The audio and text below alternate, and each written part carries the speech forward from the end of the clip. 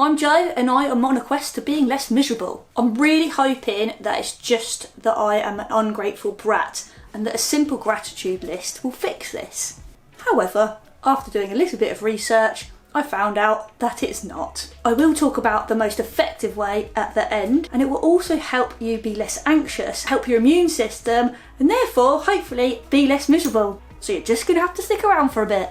Sometimes I wonder what it would take to be happy and content. You think it's one thing, for example, being really busy at work. Then it actually happens and you find yourself losing the plot and going down this big rabbit hole of depression. I'm finding the things that I used to enjoy not that pleasurable at the moment. I start to feel resentful at work because I'm doing too much of it. I'm not finding pleasure in food because I don't have time to think about what I want to eat, let alone cook it. I'm just cooking the quickest thing possible and it's not that delicious. I'm not putting effort or time into any of my relationships, so my friendships have suffered, / I don't have any. And I don't have time or energy to put the work into my romantic relationship that I would like, so therefore that is suffering as well. I just don't feel like my old happy self. So, do I need to change all of these things? Do I need to quit my job? Do I need to leave my wife? Do I need to move to a warmer country where I can surf and ride my bike all day? But what if in 5 years' time I feel exactly the same again? Also, it's just not very realistic and I don't really want to leave my wife. So maybe it's about recognising and appreciating what I do have and maybe making a few little tweaks in my life to actually enjoy it. I started off with a gratitude list, which is part of my daily journal, and I've been doing this for a little while now. I put 3 things that I'm grateful for at the end of the day, and I found this somewhat helpful.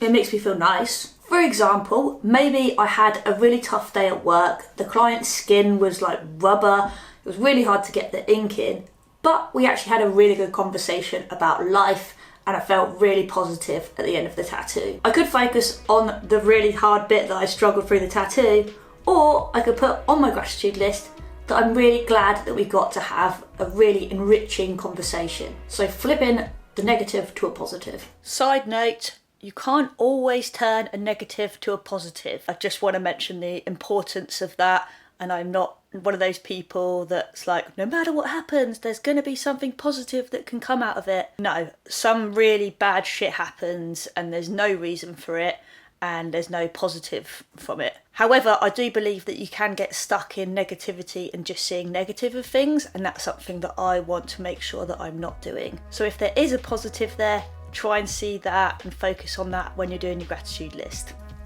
It's nice to go to bed in more of a positive mindset. After doing this for a while, I actually did a little bit of research. I listened to a podcast by Andrew Hubberman, which was on the science of gratitude. Oh, how I love a bit of science. Not really, but it helps explain things in a little bit more detail. And in the first 5 minutes, he said that a gratitude list is not the most effective way to feel gratitude.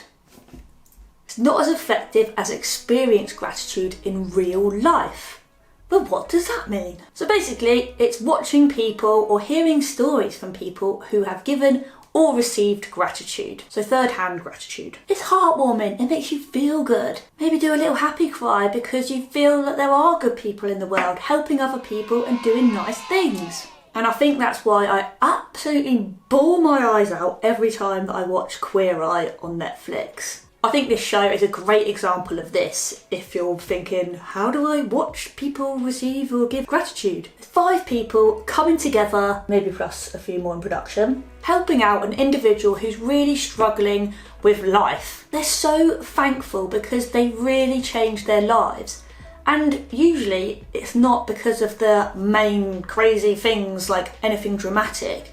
It's taking care of yourself, being positive about who you are and what you're doing with your life, and maybe steering you in a bit of a better direction to help you out with that. Basically showing them a few tips of how to enjoy their life. It's very touching. If you can think of any other shows like this, please feel free to put them in the comments because I love them.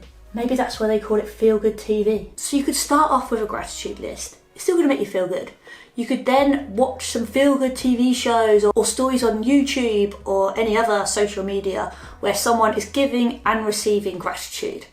But the best way to feel gratitude is to have your own story. This may be a little bit tricky because perhaps it doesn't happen all the time, or perhaps it's not even happened yet. And it's not quite the same when you ask someone to tell you how grateful you are for them.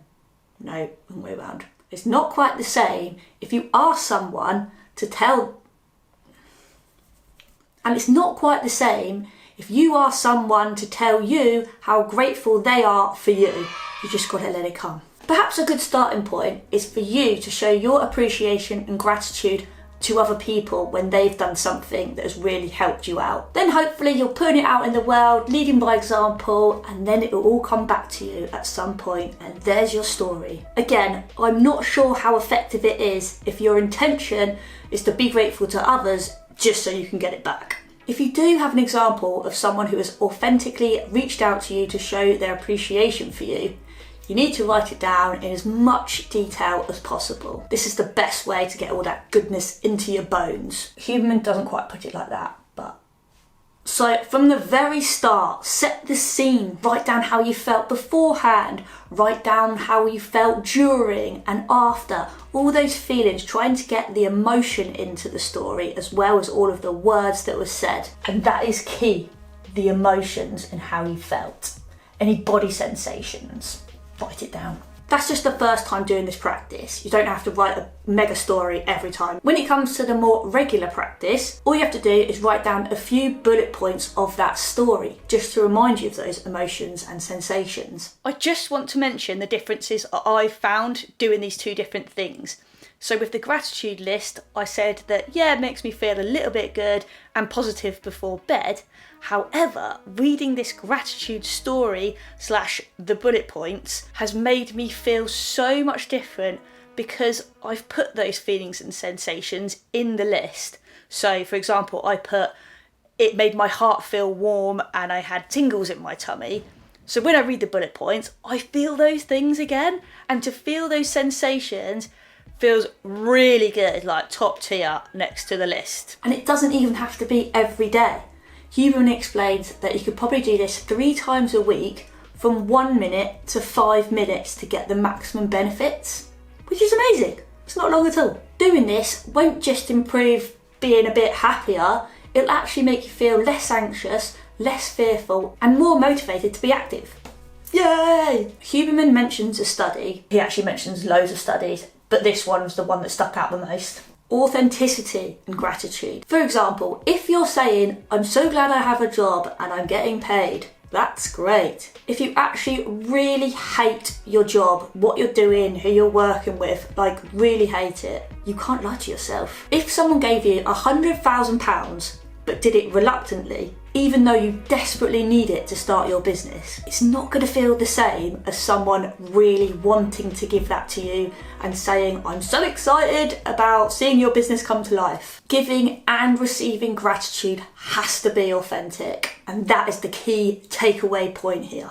There's a difference between a thanks and a thank you so much, I'm so grateful for what you've done, you're so talented and it's made me feel so good about myself. The first one might as well just been, our bodies are actually quite clever and subconsciously we will know if you're telling porky pies. To recap, to practice gratitude it has to be a story, whether that's your story or someone else's. The main thing is that it's authentic.